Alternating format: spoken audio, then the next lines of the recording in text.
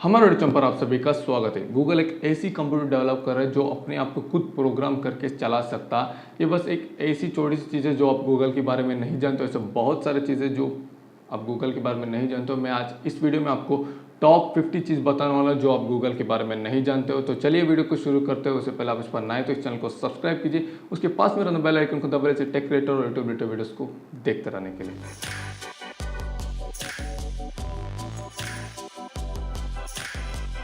Google की जो campus है हेडक्वार्टर वो है कैलिफोर्निया में और उसे गूगल फ्लेक्स कहते हैं। और अंदर जो जिस तरह वे अपने एम्प्लॉयज़ को ट्रीट करते हैं उसे आप जब सुनोगे ना आप खुद शॉक हो जाओगे।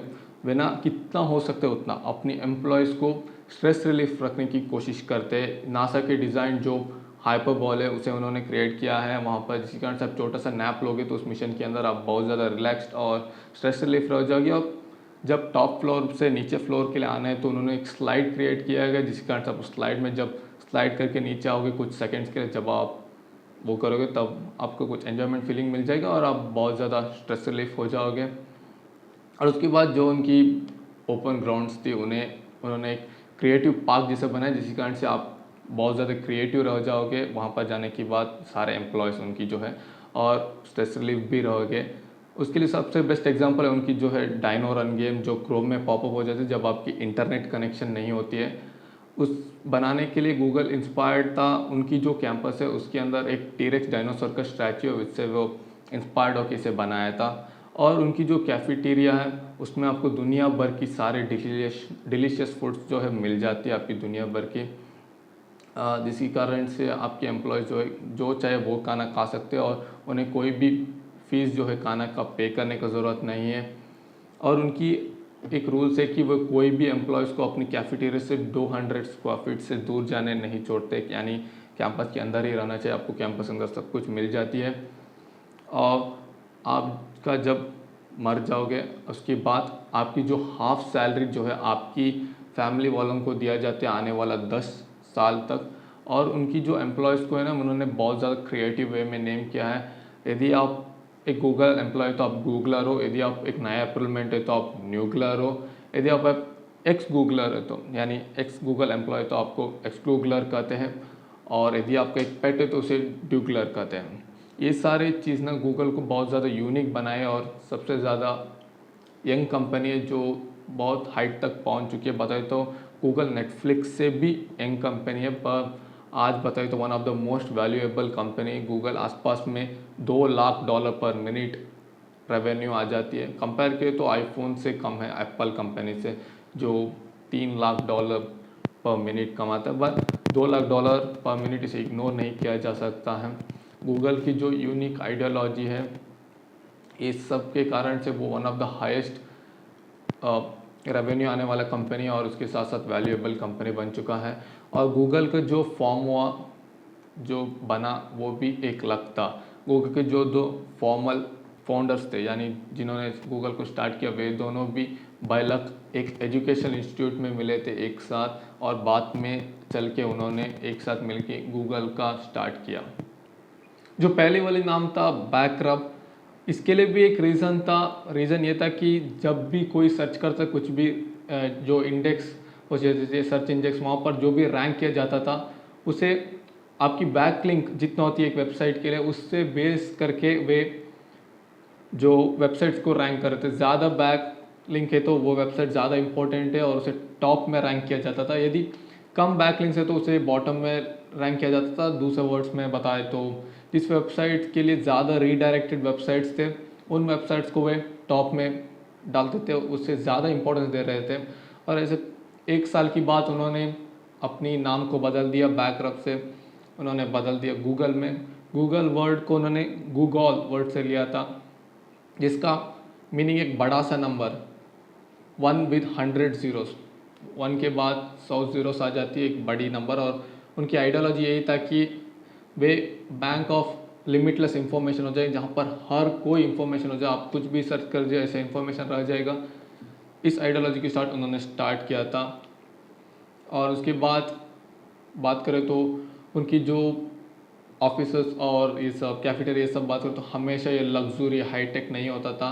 जब उन्होंने स्टार्ट किया 4 गीगाबाइट का जो हार्ड डिस्क के 10 हार्ड डिस्क की मदद से वे डाटा स्टोर के रखे थे एक लोगों के केसिंग के साथ, और जिसके कारण से वे रीबिल्ड कर सकते हैं एक की बात एक और एक्सपांड करते जा सकते हैं। और आज की समय की बात करें तो nearly 20 petabytes per day process करते हैं। आप इसे एनालाइज करना चाहते हैं तो एक डबर जो होती है 4 कॉलम्स के डबर, जो उस पर आप पेपर को फुल्ली फिल कर दीजिए डाटा के साथ। ऐसा 1000 डबर को लेकर आ जाए और 1000 डबर को कंबाइन कीजिए, एक सुपर डबर बना दीजिए। और उस ऐसे जो 1000 को कंबाइन किया, ऐसा 1000 की और 20,000 डबर लेकर आ जाए और एक साथ कीजिए। आप कितना डाटा वहाँ पर स्टोर कर सकते हो पेपर में, उतना डाटा 1 पेटाबाइट हो जाता है। आप सोच सकते हो 20 पेटाबाइट्स कितना हो सकती है। उसके बाद उनकी जो मोबाइल ओएस है, एंड्रॉयड ओएस, दुनिया का सबसे लार्जेस्ट ओएस, और उसे रोबोट का नाम क्यों दिया गया था? जिसने भी इसे डेवलप किया था, फॉर्म किया, फाउंडर था एंड्रॉयड का, उसका निकनेम था एंड्रॉयड। उसे इसलिए निकनेम दिया गया था फाउंडर के लिए क्योंकि वो बहुत ज़्यादा रोबोटिक्स में इंटरेस्टेड था, इसीलिए लोगों ने उसे निकनेम दिया था एंड्रॉयड। और गूगल ने उसी नाम को उसकी डेवलप किया गया ओएस को दे दिया एंड्रॉयड ओएस करके।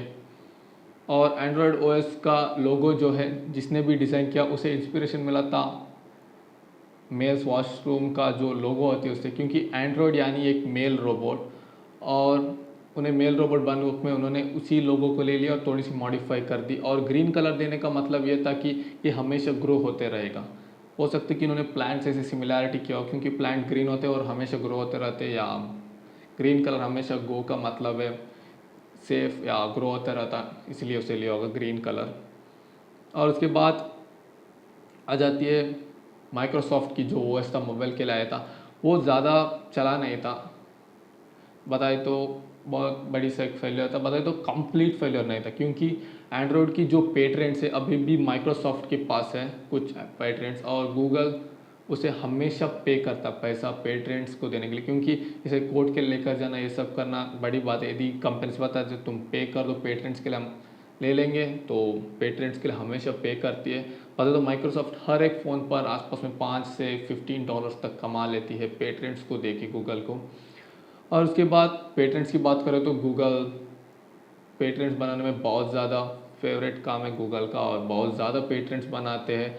उन्होंने एक पेटेंट बनाए जो प्रिंटेड पेटेंट है, जो आप अपने हाथ पर लगा सकते हैं, जिसमें एक इनबिल्ट माइक्रोफोन और चिप्स है, जिसके कारण से आप ऑडियो को रिकॉर्ड कर सकते हैं। और इन्होंने इवन एक वॉक स्टिक बनाया है, जो उनकी आइडिया है कि वे अपनी एम्प्लॉयज़ को उसे दे देते हैं और उनके एम्प्लॉय को घूमने के लिए कहते हैं, कहीं पर जाके घूमने के लिए। और जब भी वे घूम रहे हैं, जब उस स्टिक को वो धरती पर लैंड पर दबा देते हैं, तो वहाँ की पिक्चर क्लिक हो जाती है। और जीपीएस की जो मॉड्यूल है उस स्टिक के अंदर, उस मॉड्यूल के मदद से वे लोकेशन को पता कर लेते हैं और पिक्चर को भी ले लेते हैं और उसे अपनी गूगल मैप्स पर डाल देते हैं, गूगल मैप्स, गूगल स्ट्रीट पर। इसी कारण से वे ज़्यादा इमेजेस की रिसोर्सेस रख सकते हैं हर एक जगह का। और उन्होंने इवन हैंड जेस्चर्स बनाए थे, ऐसा हार्ट शेप के हैंड जेस्चर्स। जब वे गूगल ग्लासेस बिल्ड कर रहे थे तब उन्हें हैंड जेस्चर्स का इम्पोर्टेंस चाहिए था, क्योंकि वे बहुत अमाउंट मनी स्पेंड कर रहे थे गूगल ग्लास बिल्ड करने के लिए और बहुत ज़्यादा मेहनत भी कर रहे थे गूगल ग्लास बिल्ड करने। तब उन्हें ना एक हैंड जेस्चर चाहिए था, जिसके कारण से वे पिक्चर्स क्लिक कर सकते थे। आप हैंड जेस्चर्स दिखा देते तो हार्ट सिंबल का, वो पिक्चर क्लिक हो जाता था। हैंड जेस्चर्स भी बनाए थे उन्होंने।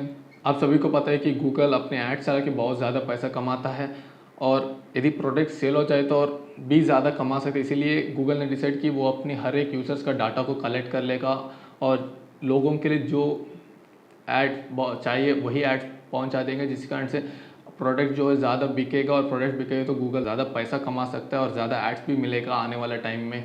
और उन्होंने आगे जाके एक ऐसे भी पेटेंट लिखाए थे जिसमें वे सेंसर्स को यूज़ करते थे और आपकी अराउंडिंग का एटमॉस्फेयर को समझ पाए और आपको वहाँ की एटमॉस्फेयर की सूटेबल एड्स को चला पाए। फॉर एग्जांपल, आप सूरज में खड़े हैं, बहुत गर्मी है, तो वहाँ की लोकल की जो आइसक्रीम स्टॉल है या आइसक्रीम वैन के एड्स दिखा दे, जिस कारण से आप वहाँ की आइसक्रीम को खरीद लेंगे। इस कारण से उन्हें ज़्यादा रेवेन्यू मिलेगा और आने वाले समय में एड्स भी बढ़ेगा आने के। और उन्हें एक और पेटेंट निकाले थे कि दिखाने के लिए कि लोग कितना इंटरेस्ट से देख रहे हैं, आपकी आई मूवमेंट को कैप्चर करने वाले थे उस सेंसर की मदद से। आप एड्स पर कितना फोकस से देख रहे हो और एड्स आपको कितना पसंद आ रहा है, आप एड्स को देख रहे हो, आप कहीं और देख रहे हो, इसी कारण से आप आपकी इंटरेस्ट बेस्ड जो एड्स है उसे चला सकते हैं। उसके बाद बताए तो आप गूगल पर कितना डिपेंडेंट है वो भी एक बुरी बात है, क्योंकि 16 अगस्त 2013 पर 5 मिनट के लिए, बस 5 मिनट के लिए गूगल डाउन था और उस 5 मिनट में इंटरनेट ट्रैफिक 40% डिक्रीज हुआ था। आप समझ सकते हो लोग कितना गूगल को यूज़ करते हैं और कितना गूगल पर डिपेंडेंट है। और गूगल मैप्स के बारे में बात कर ले तो गूगल मैप्स में एक थोड़ी सी प्रॉब्लम आई थी अमेरिकन स्टेट्स में, यहाँ पर उन्होंने बाउंड्रीज को ज़्यादा एक्सटेंड कर दी, एक और देश के अंदर बाउंड्री लगा दी और दो देश के बीच में कॉन्फ्लिक्ट शुरू हुआ था कि ये हमारी बाउंड्री है, ये हमारी एरिया है। ये किसी को पता नहीं चला कि ये गूगल मैप्स कह रहा है, सब सोचे थे गूगल मैप ही परफेक्ट है और इसके बेस्ड करके थोड़ी सी लड़ाई हुई थी, दो देश के बीच में वे फ्लैग लगा रहे थे ये हमारी एरिया है, हमारे एरिया करके। तो आप लोगों को पता चल रहा हो कि आप गूगल पर कितना ज़्यादा डिपेंडेंट हो। और गूगल ने एक कंपनी को ख़रीदा जिसकी नाम है डीप माइंड, और वो कंपनी एक प्रोजेक्ट पर काम करे जिस कारण से वो एक ऐसा कंप्यूटर बना पाए जो अपने आप को प्रोग्राम कर पाए, अपने आप काम कर पाए, जैसे ह्यूमन ब्रेन जितना आर्टिफिशियल इंटेलिजेंट पावर हो सकता है, ऐसी ब्रेन को, ऐसी कंप्यूटर को वे प्रोग्राम करे जितना वो ह्यूमन ब्रेन जितना स्मार्ट हो सकते हैं।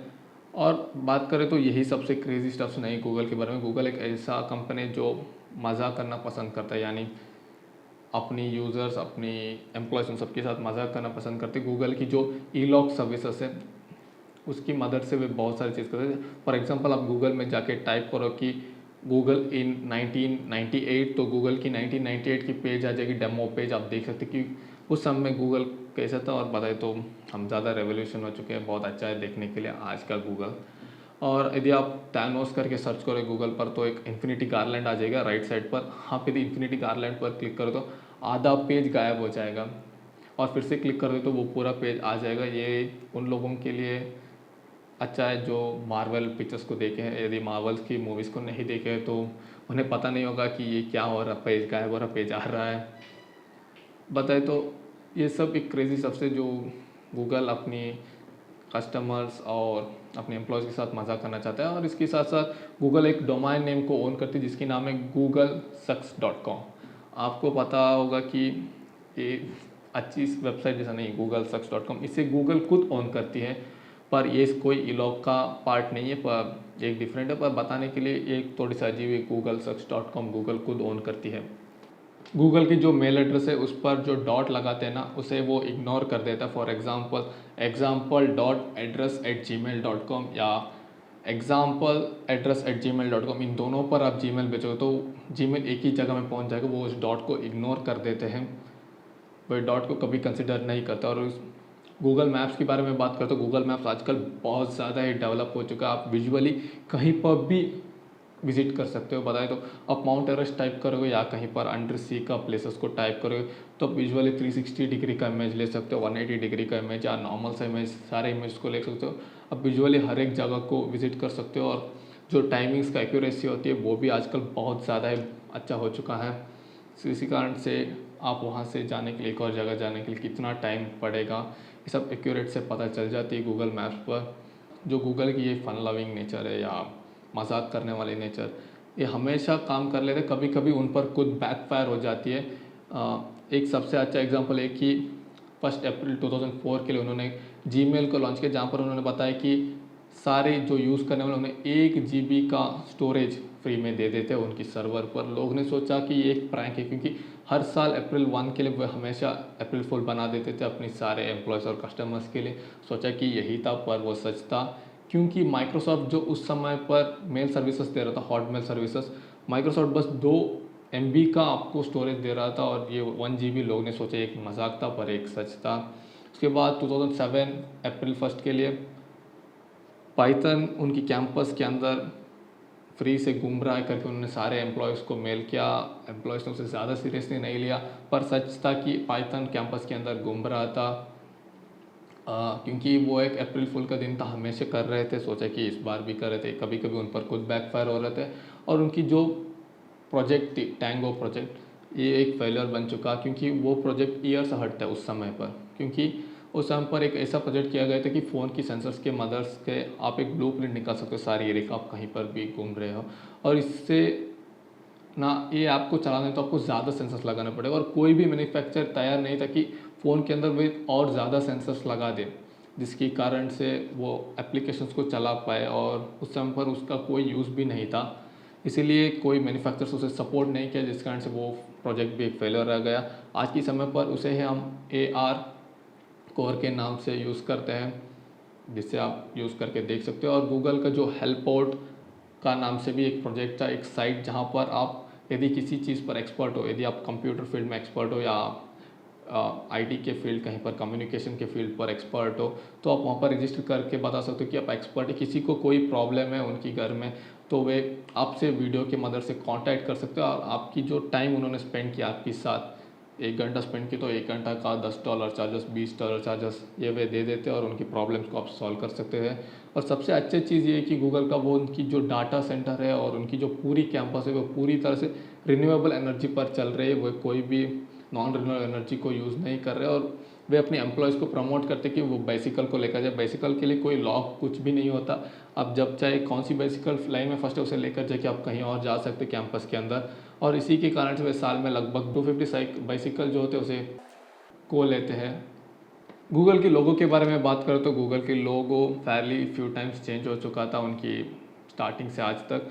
पहले की लोगो इतना अच्छा नहीं था, आज के लोगों को एक मॉडर्न सा लुक आ चुका है, और उसमें प्राइमरी कलर्स है रेड, ब्लू और ग्रीन, और उसके साथ साथ उन्होंने बीच में एक येलो भी डाला है बताने के लिए कि गूगल हमेशा रूल्स को फॉलो ही नहीं करता है, वो रूल्स को बदलता भी है। उसके साथ साथ आप क्लियर से ऑब्जर्व करोगे तो ई जो है थोड़ी सी स्लैंटिंग है, फिर से दिखाने के लिए कि गूगल थोड़ा सा एक्स्ट्रॉर्डिनरी है।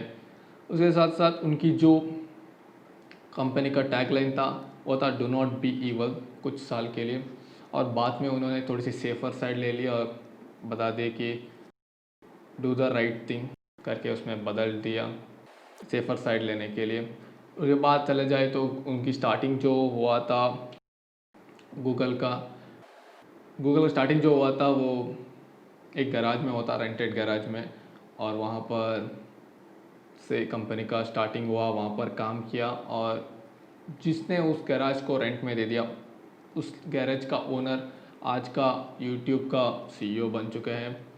और जब उन्हें पता चल चुका कि अल्फ़ाबेट का डोमाइन जो है alphabet.com इसे किसी और ने ले चुका है, तो उन्होंने abc.xyz करके एक डोमाइन बना दिया उनकी अल्फ़ाबेट के लिए, जो उनकी पेरेंट कंपनी है गूगल का। और उन्होंने एक और आइडियोलॉजी किया था कि उनकी स्टार्टिंग से कि सारे बुक्स को वो स्कैन करके ई कॉपी बना देंगे सारे बुक्स का। और ये आइडिया फेयरली सही से चल रहा था, वे सारे लाइब्रेरी से बुक को मंगवा रहे थे, स्कैन करते बेच रहे थे, और ऐसे बहुत सारे बुक्स, आसपास में 25 मिलियन बुक्स को स्कैन किया था। तब सारे राइटर्स उनकी तरफ मुड़ गए और बताना शुरू किए कि जो गूगल कर रहा है वो सही नहीं है। गूगल सोच रहा था कि ये एक फेयर यूज़ है, लोगों तक हम इंफॉर्मेशन को पहुँचा रहे हैं, लोगों पढ़ेंगे ये सब करें, पर राइटर्स की आइडियोलॉजी ऐसा नहीं था। उन्होंने कहा ये सही नहीं है, तो गूगल ने उसे इरेज नहीं किया था, डाटा को उसे बैन करके रखा है। कहीं तो कहीं गूगल में वो 25 मिलियन बुक्स का ई कॉपी है जिसे कोई एक्सेस नहीं कर सकते हैं। सबसे इम्पोर्टेंट चीज़ जो लास्ट में मैं बता रहा हूँ, आप सुन के शौक हो जाओगे। कुछ साल पहले गूगल ने डिसाइड किया कि $1 मिलियन के लिए उनकी जो कंपनी है वो याहू के लिए सेल कर देंगे, और याहू ने उसे रिजेक्ट किया और बताया कि हमें ये कंपनी नहीं चाहिए। और आज गूगल कंपनी 30,000 टाइम्स उससे ज़्यादा वैल्यूएबल बन चुका है। तो इस वीडियो में इतने, आपको वीडियो पसंद है तो इस वीडियो को लाइक कीजिए, चैनल को सब्सक्राइब करना मत भूलिए। मैं आपका भाई ब्यूजिता, मिलेंगे अगले वीडियो में।